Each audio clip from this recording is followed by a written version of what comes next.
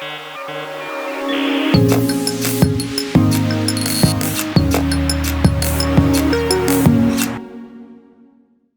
everybody, Ian Byrne here, health and performance coach, and today I'm going to share with you my top 5 tips to help you stay on track with your running performance and smash your couch to 5k challenge. Tip number 1, footwear. Make sure to select footwear that's specifically made for running. Not only will it enhance your performance, but it will also mitigate the risk of getting injured. Running is a high impact activity that places lots of pressure on the hips, the knees and the ankles. So it's really important that you select footwear that can offset that risk. What I would recommend, look for a runner that has a durable sole, that has a high element of spring to aid your running economy, and number 3, has a high amount of sponge in the sole so it can absorb all that shock from the intensity of running. Tip number 2, food. Make sure to take in the right types of nutrients and the right amount of fluids before, during and after your run. This will aid your performance, provide you with energy and fuel your recovery. What I would recommend before a run, good quality carbohydrates, oats, raisins, banana, lots of good quality carbohydrates to fuel your muscle up for its performance. Alternatively, a whole grain muffin with a spread such as Nutella, again quick sugars to help you with your energy, and an apple on the side.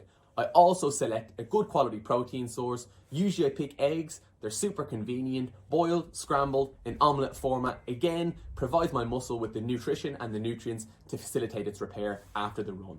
From a fluid point of view, drink lots of water throughout the day, stay hydrated. A good indication of this is that you've clear urination. Next of all, I will have diluted drink, mix them with some rock salt or sea salt, maybe a diarrhea as an alternative. These provide me with electrolytes, mix them with water to facilitate my muscle and prevent it from cramping. Again, if you want to take some caffeine in, this can also kickstart your performance. Take a coffee just before your run. Directly after the run, I usually take my calories in liquid format. I blend up a shake with lots of fruits, lots of vegetables, strawberries, blueberries, spinach, mixed in with some pure orange juice, again to fuel my muscle with antioxidants and also glycogen to help it repair itself after all the energy it's just lost. Within 60 to 90 minutes, I'll then take my calories in through a salad format, lots of greens, lots of coloured vegetables, good quality protein source, possibly a tin of tuna, lots of fats on the side as well, almonds, walnuts or pine nuts, again to facilitate my recovery. Alternatively, I'll have a bowl full of rice, whole grain usually, mixed in with a good quality protein source like a chicken breast, and then some vegetables on the side. Good quality nutrition pre and post run will facilitate your performance and aid you on your running journey. Tip number 3, functional warm-up. Make sure to perform movements that are going to prepare your body for the intensity of the run before you set out on your run. You can perform that from the comfort of your home or in the outdoors. I usually set 10 minutes aside to make sure my heart rate is elevated, my muscles are starting to mobilize and activate up, and then I work closer to high intensity movements to make sure that I'm prepared for the intensity of that run. The 4 phases I go through, I spend a couple of minutes raising my heart rate with light cardio activities. I then spend up to 5 minutes going through dynamic stretch routine.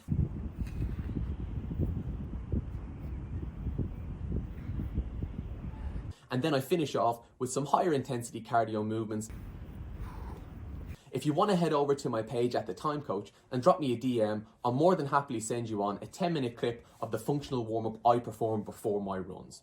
Either way, it's really important to make sure that you perform a functional warm-up to mitigate the risk of getting injured, because that's the last thing you want to do. And a functional warm-up will set you up for your run. Tip number 4, fitness and pacing. Make sure to set your own pace and your own intensity based off your own fitness requirements. Don't make comparisons with others and other people's times, and don't start off way too intense because you'll start to get fatigued very early and then the 5k challenge will be very difficult to complete.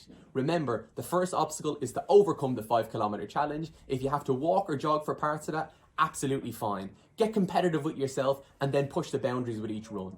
What I would recommend throughout your 5 kilometer challenge, monitor your feeling throughout. That's a good indicator as to how intense you can go or what pace you can set. And number 2, if you're lucky enough to have access to an activity monitor, check your heart rate, check your pace with each kilometer, and then push boundaries with each run. That again can be a good indicator to keep you on track with your intensity. Be competitive with yourself, not with others, and set your pace based off your fitness level. And finally, tip number 5, have fun. It's a great opportunity to push yourself and overcome obstacles, doing so with a big smile on your face. If you're lucky enough to have access to a loved one or a family member who wants to take on the 5 kilometer challenge and push themselves, maybe you can hold each other accountable. Alternatively, maybe a friend or an online app can be that little push that you need to keep you on track with this 5 kilometer challenge. Soak up the vitamin D, take in lots of fresh air, move at a socially acceptable distance, and do so with a smile on your face. And there you have it. There's my top 5 tips to help you achieve your Couch to 5K challenge and improve your running performance. Stay safe, stay healthy, stay moving, and most importantly, stay positive. I hope those tips help, and I'm looking forward to seeing how you all get on.